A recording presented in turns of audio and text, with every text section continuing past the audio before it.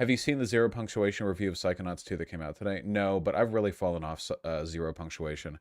The problem, I used to really like Zero Punctuation. I mean, I watched years and years of, like, his content, Yahtzees, but at the end of the day, like, that motherfucker prioritizes the comedy above the review, like, way too much. When you're doing one review a week, and you have to put it through, like, the script and the animation and stuff, there is no fucking way you can fully appreciate any piece of art in that amount of time. If you're doing, like, some quick run through, like, a retro game you already, like, get the gist of and you're just refreshing your points, that's fine, but, like, a modern game can take over a week just to finish. Dude's done reviews on games he hasn't even finished, like, often. Remember that Demon Souls review he did when he quit, like, what was it, like a third of the way through the game and then rage posted his way through a condemnation and then later ended up backtracking on it? Like, stuff like that really makes it difficult to take his opinions seriously, you know? Especially since I used to think that a lot of his, like, his opinions on this stuff used to be like word of God to me. But then I actually started playing some of the games that he reviewed and, like, oh my God, wow. I don't have a problem with the subjectivity of reviews. All reviews are fundamentally subjective, at least to a certain extent, but there's a difference between subjectivity and, like, lazy comedy first writing. You know what I mean? There's a pretty big difference between those things. Could I find like a playlist of those hold on. Zero Punctuation. If I found, like, a playlist, I wonder if I'd be able to. There it is, full series 725. Wow. God damn, that guy posts like a motherfucker. Oh, he's consistent. I respect that. How far back do I have to go before I can find stuff that I've played and watched from him? I just don't play that many modern games, so it's what are we what I even played here? A Plague Tale: Innocence, Days Gone. Do I even play video games? Sekiro: Shadows Die Twice. I played that one. I don't remember his review on it though. Metro Exodus. We're gonna play that one on stream. Resident Evil 2. I played that one. Yeah, I don't know. I'm not saying that he's wrong all the time. It's just like, man, sometimes, you know. Look, the job of the reviewer is sacred. Okay, everyone has to appreciate that. It's very, very important. Okay, reviewing stuff, very important. Okay, very high quality profession. At its worst, reviewing is just a way of gaining clout by taking down things that are more impressive than what you've done, you know? That's like the worst version of reviewing. But I think that there's sincere worth to, like, hardcore analytical review that really tries to engage with the themes of the work, you know? You guys remember that there was a phase in YouTube game reviews for a while where everyone tried to be objective, and what that meant is all people would talk about is, like, the field of view and the graphics and, like, look at how realistic this reload animation is and, like, look at how long it is and, like, all they would talk about, like, it reminds me a little bit of that highly popular Steam review account that got put to the top of, like, every single most liked review, where it was like rating all the elements of the game, like, mathematically, like graphics good, replayability medium, sound okay, like, characters good. What the fuck does characters good mean? What the ever loving fuck does characters good mean? What does that even mean? That it means nothing. You are ruining critical analysis. You are destroying the entire medium of critique. Can you stop, please? It's also a whole, not the individual parts. Yeah, because if you break it down, Psychonauts doesn't have the same fucking ray tracing technology as, like, Call of Duty 18. But I would say Psychonauts' art design, and therefore its graphics, are better than anything you're going to get from a Call of Duty game, because Call of Duty games just work off the same, like, baseline realism model and deviate very little outside of that with regards to, like, artistic design, whereas Psychonauts is very carefully crafted in its, you know, wacky, sort of meshed up playbook universe.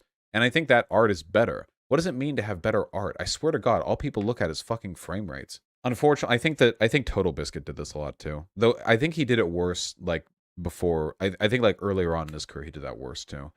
Where, like, yeah, he, like, talking, like, hyper fixating on, like, the some of the more technical elements of the game. Which, by the way, there is nothing wrong with talking about the technical elements of a game. That's important. I want to make sure that my games like, run well. I want to play shit at a good resolution and frame rate and stuff. But, Like, I don't know. Especially when it's so easy to do that now, you know? Like, I think that for the most part, most games run pretty damn well on most computers and most systems these days, right? Like, how many I just I feel like for the most part, with the current balance of like your average computer's graphical processing capabilities and your average video games like graphical fidelity, I feel like we're at a good place, especially since most video games these days, especially on the computer, have highly customizable graphical settings.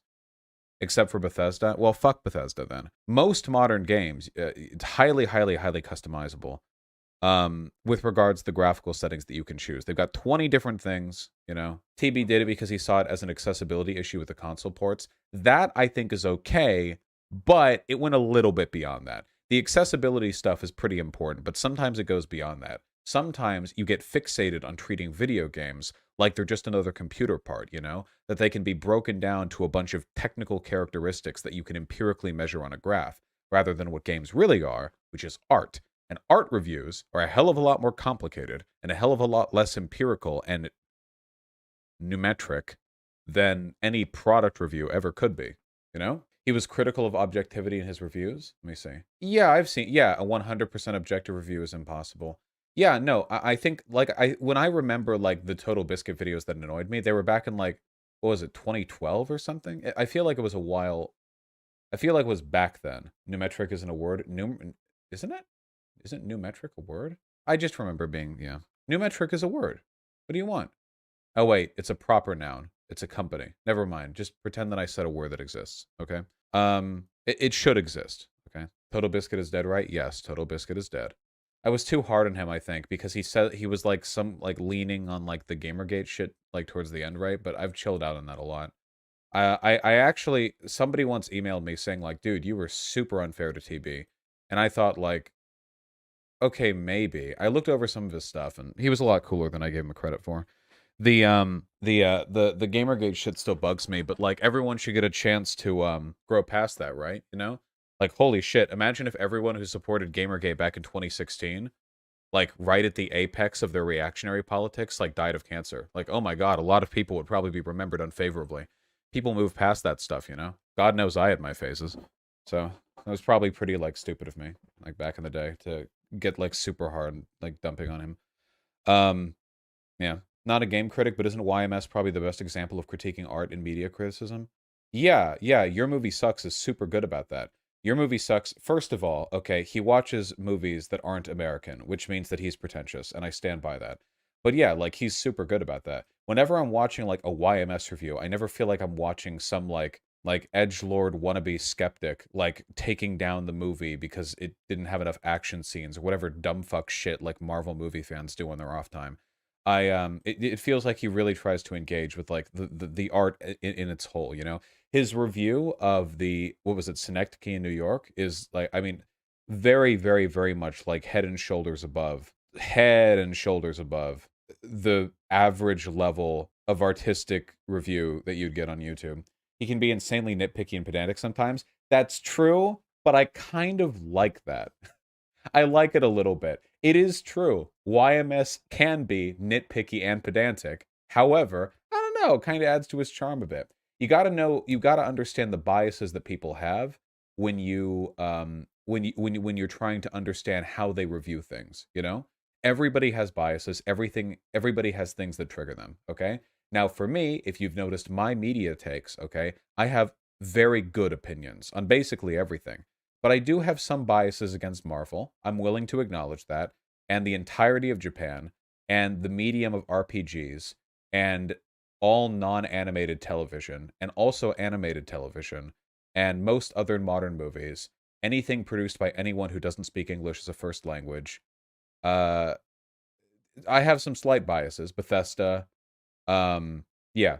So once you take these biases into account, um, you can you know sort of further understand where I'm coming from with things, you know. Minecraft, very very well known. Vaush hates Parasite. No, I like Parasite. Parasite's one of the good ones. um yeah, it's good.